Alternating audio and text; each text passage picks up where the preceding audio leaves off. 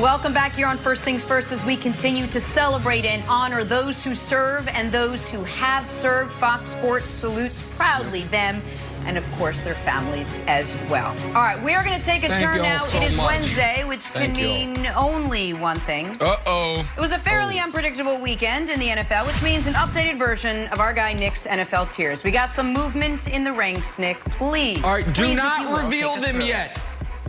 Do not reveal them yet, Keta. I just need to prepare everyone. Okay. Not only major movement, a total readjustment, and for the first time I don't like it. in the illustrious history of the committee and the tiers, there has been a relegation. All right, show the tiers. As always, direct your eyes to the bottom of the screen and move up. The bottom tier is now the NFC East. And before we go through the rest, what you're going to notice is what's missing. The Jets are out. The Jets no longer deserve to be included. Well, no. Don't show this yet. Can we go back to my full tiers, please? We're moving too quickly. The Jets are out. They're gone. NFC East is the bottom of the barrel. Adam Gase is somewhere looking up for his team. There he is. And you're not going to find him. They're gone. Now we'll go to mock draft season. The Lions have moved down to mock draft season. The Jags have always been there. The Bengals feel good about Burrow, but not much else. The Texans, it's mock draft season, and they don't even have their own draft picks. All right, this next tier is somewhat interesting. I put still fighting. These are teams that on any given weekend could be a pain to play and could be a handful to deal with. The Falcons with Raheem Morris, the Vikings with Dalvin Cook, the Chargers with Herbert, but they're not going to be a playoff team. So now we can get to the teams that truly matter. This tier right here, AFC playoff battle, 3 spots, 5 teams. They're going to battle it out. The Dolphins and the Bills for the AFC East, and whoever doesn't get it will be fighting with the Browns, Colts, and Raiders for the final 2 wild card spots in the AFC. So there will be 3 playoff teams from that tier. 2 will be going home. Then we get to the real contenders, but the ones with a major flaw. For the Seahawks, it's obviously their defense. For the Cardinals, who have moved up, it is obviously their lack of experience. For the Titans, it's their defense. And for the Rams and the Bucks, it's the massive questions about their quarterback.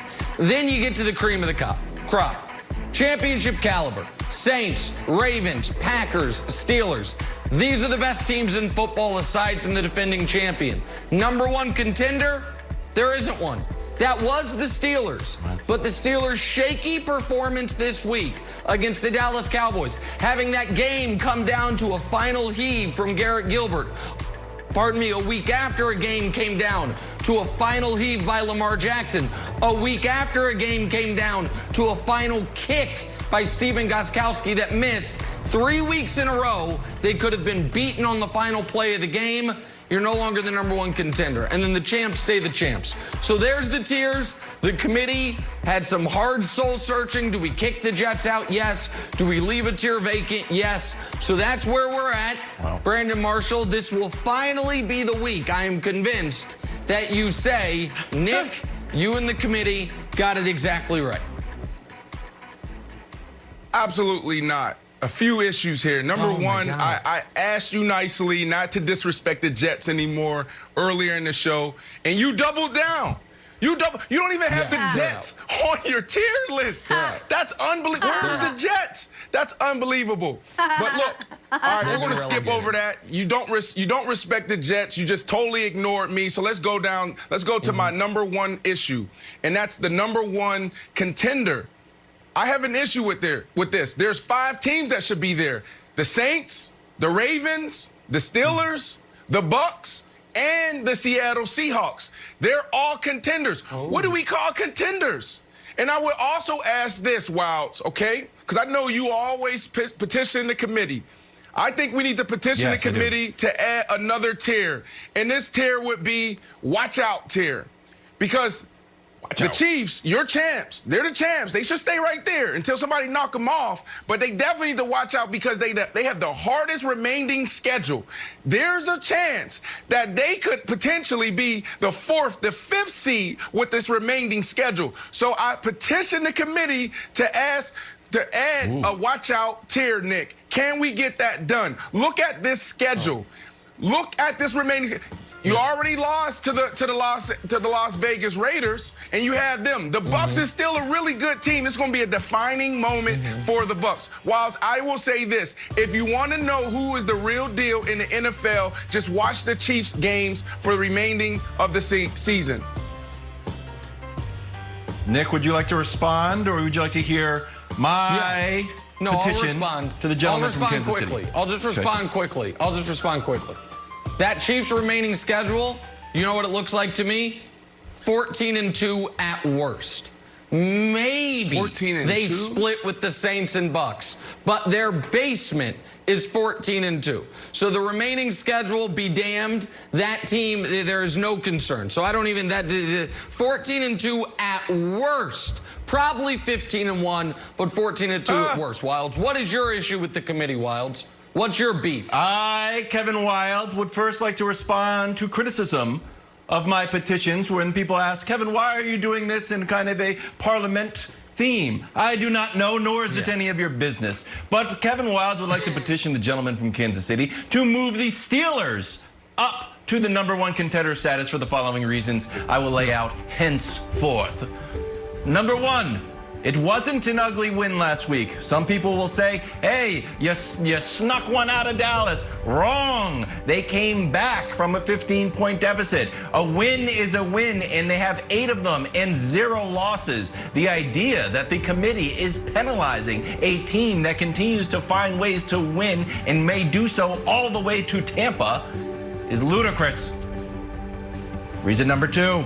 Underrated offense. As we talk about high-powered offenses in the NFL, no one mentions good old Big Ben and his 2 knees of indiscriminate health. The Seahawks lead the league in points per game at 34. Then it's the Chiefs. Then it's the Packers. Then it's the Saints. And just underneath the 30-point margin is the Steelers at 29.4. Yes, folks, no one will tell you this.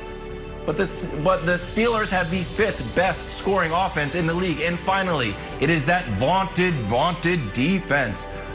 It is the Ravens, the Rams, and then basically the Colts, Dolphins, and Steelers tied for 3rd, giving up 20 points. So, Nick, it is for these reasons, and also the obvious reason that they're undefeated. I'm like trying to Steelers are the #1 contender.